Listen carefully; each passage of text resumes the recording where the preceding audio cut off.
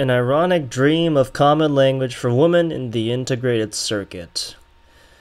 Donna Haraway's A Cyborg Manifesto, Science, Technology, and Socialist Feminism in the Late 20th Century.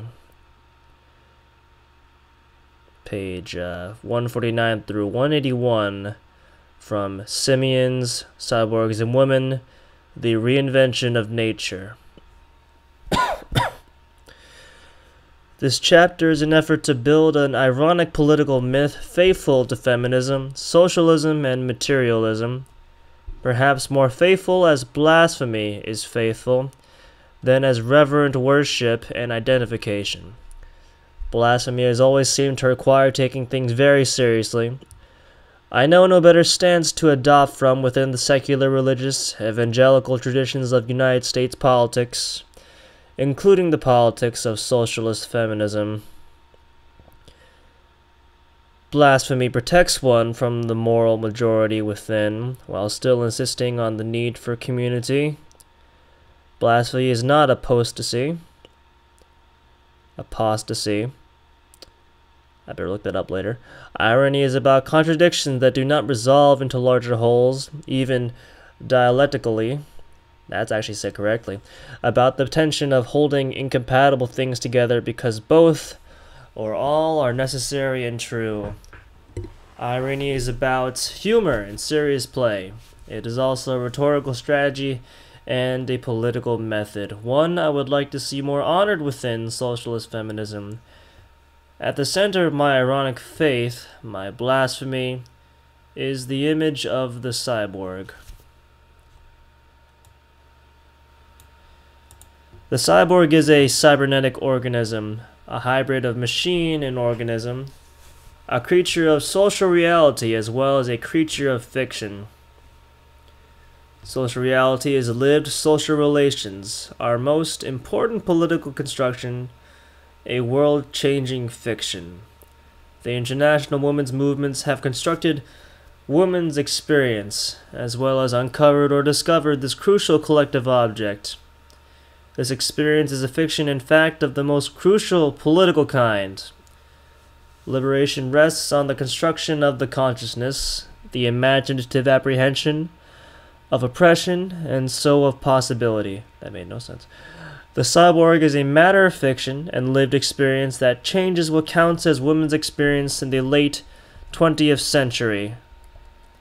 This is a struggle over life and death, but the boundary between science fiction and social reality is an optical illusion.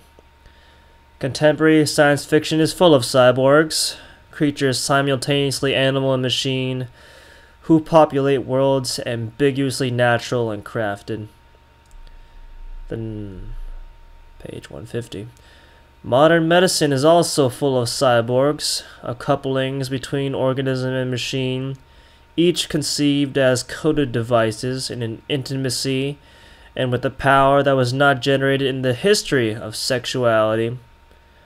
Cyborg sex restores some of the lovely replicative baroque of ferns and invertebrates, such nice, organic prophylactics against heterosexism.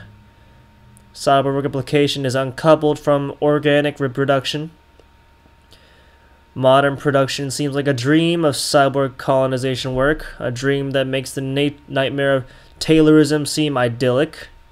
And modern war is a cyborg orgy, coded by C3I, a command control communication intelligence, an $84 billion item in 1984's U.S. defense budget. I am making an argument for the cyborg as a fiction mapping our social and bodily reality, as an imaginative resource suggesting some very fruitful couplings. Michael Foucault's biopolitics is a flaccid premonition of cyborg politics, a very open field. This doesn't even make any sense to me. By the late 20th century, our time, a mythic time, we are all chimeras, theorized and fabricated hybrids of machine and organism. In short, we are cyborgs. This cyborg is our ontology. It gives us our politics. Oh, I see. This one has typos. The cyborg is a condensed image of both imagination and maternal reality. The two joined centers structuring any possibility of historical transformation. In the traditions of Western science and politics, the tradition of racist, male-dominant capitalism, the tradition of progress, the tradition of the appropriation of nature as a resource for the productions of culture, the tradition of reproduction of the self from the reflections of the other, the relation between organism and machine has been a border war. The stakes in the border war have been the territories of production, reproduction, and imagination. This chapter is an argument for pleasure and the confusion of boundaries, and for the responsibility in their construction. It is also an effort to contribute to socialist feminist culture and theory, in a postmodernist, non-naturalist mode, and in the utopian tradition of imagining a world without gender, which is perhaps a world without genesis, but perhaps maybe also a world without ends.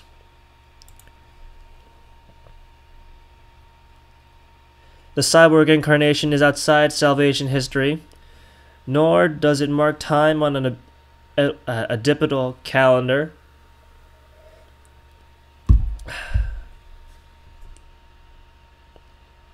Attempting to heal the terrible cleavages of gender in an oral symbiotic utopia or post-apocalypse. Man, it's so late. As Zoe Sophoulias argues in her unpublished manuscript on Jacques Lacan, Melanie Klein, and nuclear culture, Lacan, the most terrible and perhaps the most promising monsters in cyber worlds are embodied in non-adipedal narratives with a different logic of expression, which we need to understand for our survival. The cyborg is a creature in a post-gender world. It has no truck with bisexuality, predictable symbiosis, unalienated labor, or other seductions to organic wholeness through a final appropriation of all the powers of the parts into a higher unity. In a sense, the cyborg has no origin story in the Western sense. A final irony, since the cyborg is also the awful, apocalyptic telos of the West's escalating dominations of abstract individuation. An ultimate self united from a last of all dependency, a man in space. An origin story in the Western, humanist scene depends on the myth of original unity, fullness, bliss, and terror, represented by the phallic mother whom all humans must separate. The task of individual development and of history, the twin potent myths inscribed most powerfully for us in psychoanalysis and Marxism. Hilary Klein has argued that both Marxism and psychoanalysis, in their concepts of labor and individuation and gender formation, depend on the plot of original unity out of which difference must be produced and enlisted in a drama of escalating domination of women/nature. The cyborg skips the step of original unity, of identification with nature in the Western sense. This is its illegitimate promise that it might lead to subversion of its teleology as Star Wars. I'm going to leave it at that. Basically, this is what I've been reading all day. I'm sorry that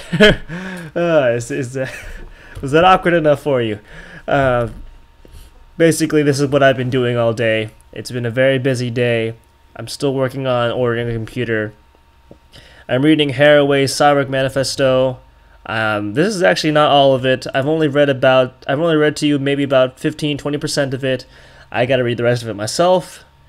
I am not putting you through all of that, but I did want to put something up today that may or may not be entertaining to you.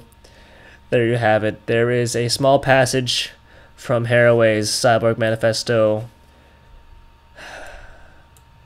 An ironic dream of a common language for the women in the integrated circuit. I'm reading this for a certain English class right now in college as I make my way towards becoming a lawyer. To be honest, I don't know anything about what this thing is saying, nor do I completely understand what it's saying. It has a lot of run-on sentences. I'm sure you could realize this as well. But that's enough of that. Just want to let you know that I'm actually still here. Things are going okay. I'm getting a little desperate. I did not expect to be without a higher end computer for this long. I had a lot of plans, and those plans just kind of fell apart as school came around the corner and I had less time to organize things.